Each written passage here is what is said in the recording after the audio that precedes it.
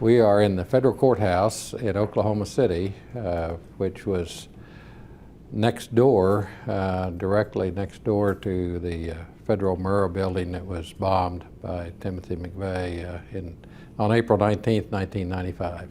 I'll show you, we can go in here and see out the window where the Murrah building was and now where the memorial is. This is the plaza, which was in front of the Murrah building, and it was pretty well destroyed either through the bombing or through the cleanup of the building itself.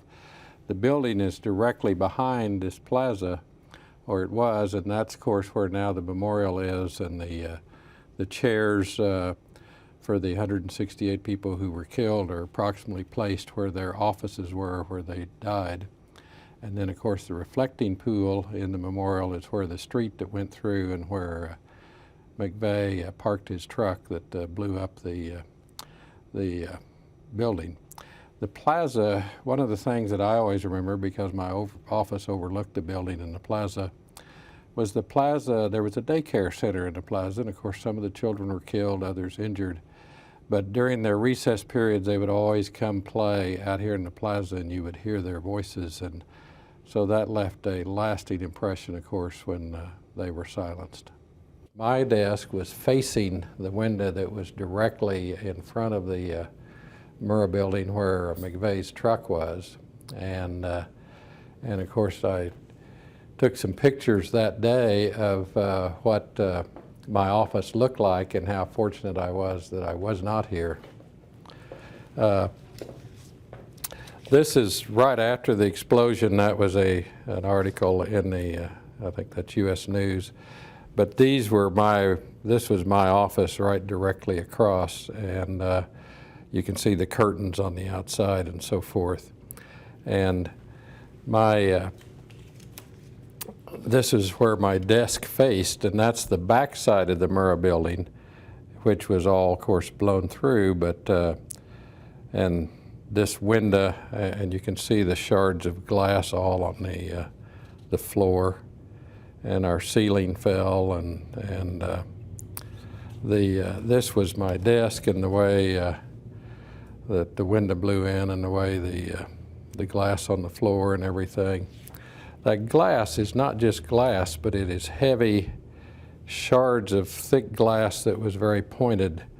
Some of it was embedded into the concrete walls and so forth. And these two pieces that were laying in my chair, among some others, so I would have been a direct target of those kinds of shards of glass if I had been sitting at my desk facing that window.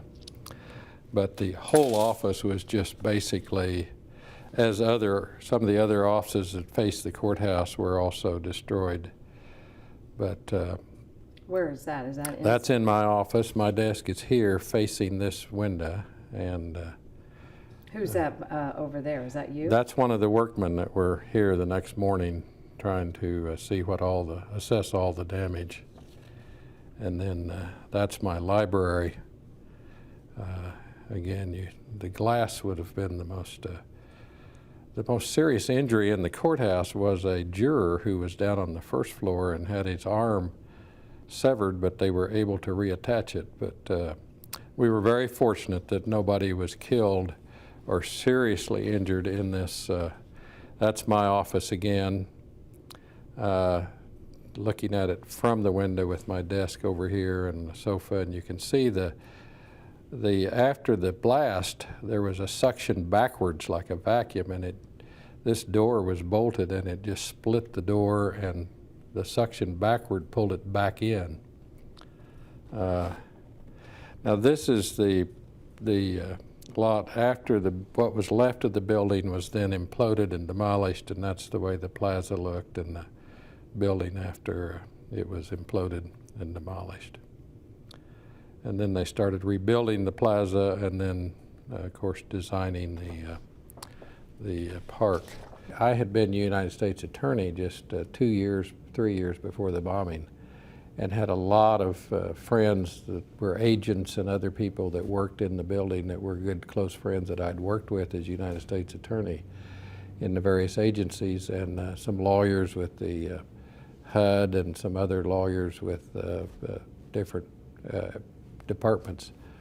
I also lost my son, a dear friend of his in high school. She had just graduated and was working in the Social Security office, and her father was a good friend of mine, and we lost her and her father. When I got home, actually that morning, I had 3 different messages. First of all, wanting to know what he could find out about his daughter. Secondly, that it didn't look good. And the third message was when he was crying, and a couple hours later that he knew his daughter was dead. So it was a lot of good friends and so forth of myself and others in this federal community of the courthouse that we lost. And that was hard, and then of course just the thought that something could happen here in the heartland of the country. You just don't, that's one of the reasons that my family and I live in Oklahoma City is you just don't think of anything like that happening. And then particularly when you find out that it was a homegrown terrorist who was just mad at the government who would take the lives of the innocent children and others. It was a real awakening, which I think it was for the whole country, not just those of us in Oklahoma. One of the things we did was when McVeigh and Nichols were arrested and charged and everything, most of us recused. The judges that didn't recuse were taken off of the case and recused by the circuit. And the case was moved to Colorado to get it in a different atmosphere for a fairer trial. Judge Richard Maich handled that case very ably and competently, but it was full time for him. So what we did to contribute is all of us agreed to go up and take a month at a time of his docket and his caseload. And so we did that, and when we were up there, numerous times you would see things going on with the McVeigh trial and the Nichols trial, and so it was a constant reminder whether we were here or in Colorado. Did you ever sit in the courtroom when the case was being tried? No. Why? I didn't want to.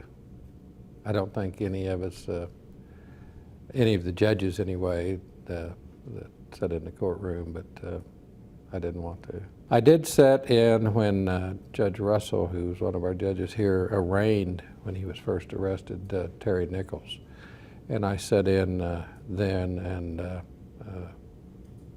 watched that arraignment and so forth. But I just, I don't know, I felt so close to it, I didn't really care to see Mr. McVeigh, or I just didn't care to be observant. What are your thoughts on them today? Well, I think they were guilty, and I think that there's a lot of theories about whether they had others involved or not. I don't think that there was any widespread conspiracy. I think that through everything that I saw in the trial, that they convicted the right 2 people, and McVeigh was the principal, and Nichols was the assistant or helper, you might say. But one of the good things that it did, which is create, I think, a lot of the kind of anti-government folks, the underground militias and so forth, who were fighting the government and anti-government and everything. I think that it caused the people to take a little more serious look at how potentially dangerous some of those groups could be. And you didn't hear much about them for a while. I have some concern that there's a new kind of growth of some of this anti-government feeling, which the government is, you know, certainly the government's big, it makes mistakes. We don't agree with a lot of our officials, but it's still us. And I think once we start trying to destroy our own government, why we're going to destroy our republic and our democracy. So I think that hopefully we don't see the same kind of homegrown acts again. I think it dramatically changed the city. Actually, it's like any crisis, whatever it is, or hardship, the people came together. I don't think it really changed the people, but it made them all pull together and realize that we're all in this together.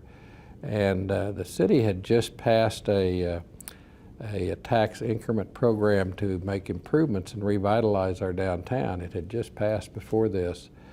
And that combined with then after the bombing and everybody having some connection with somebody who either worked in the federal building or knew somebody or had some connection with it, the city really just unified and pulled together, and it's still that way.